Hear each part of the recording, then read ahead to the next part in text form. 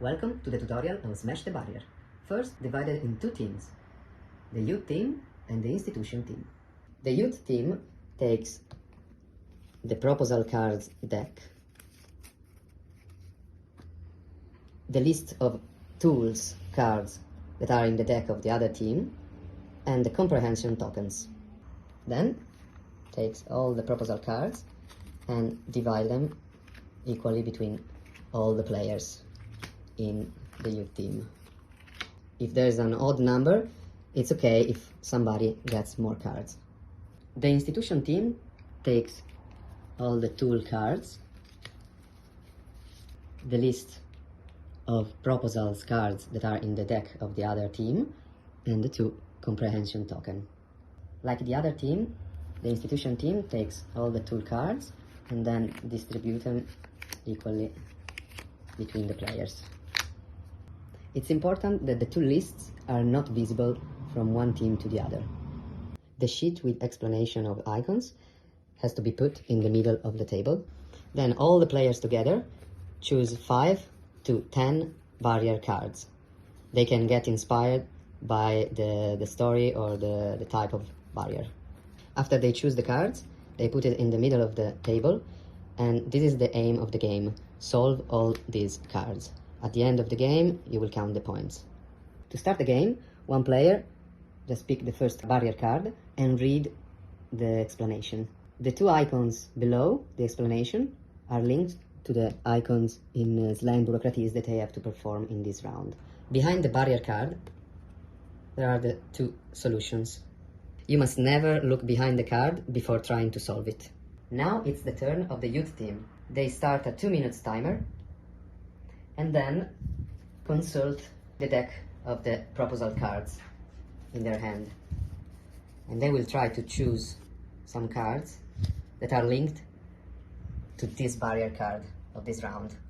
Each one of them will look at their cards and consult each other to say, okay, maybe this one works for this barrier, maybe not. Then they will consult, and in 2 minutes they have to choose one and say, this one is the right one for this barrier. They will choose one and they will put it face down close to the barrier card. Once they decided, they stop the timer. Now they have to make the other team understand which card they choose by communicating it in the way that the barrier card shows with the icon below. In this case, the youth team has to mime instead talk.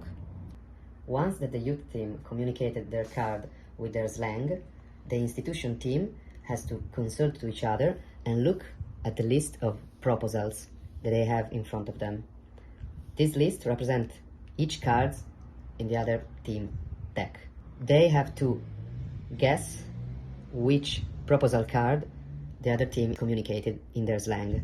After they choose it, they put the comprehension token on it.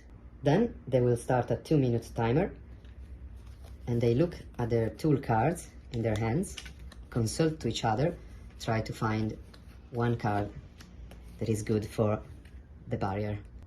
The card that they choose has to match the proposal card that they think the other team communicated in order to solve the barrier card.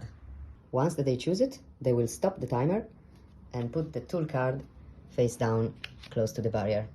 They will now try to communicate their tool card in the bureaucratic language that the barrier card shows with the icon. In this case, they have to communicate with a sip of water in their mouth.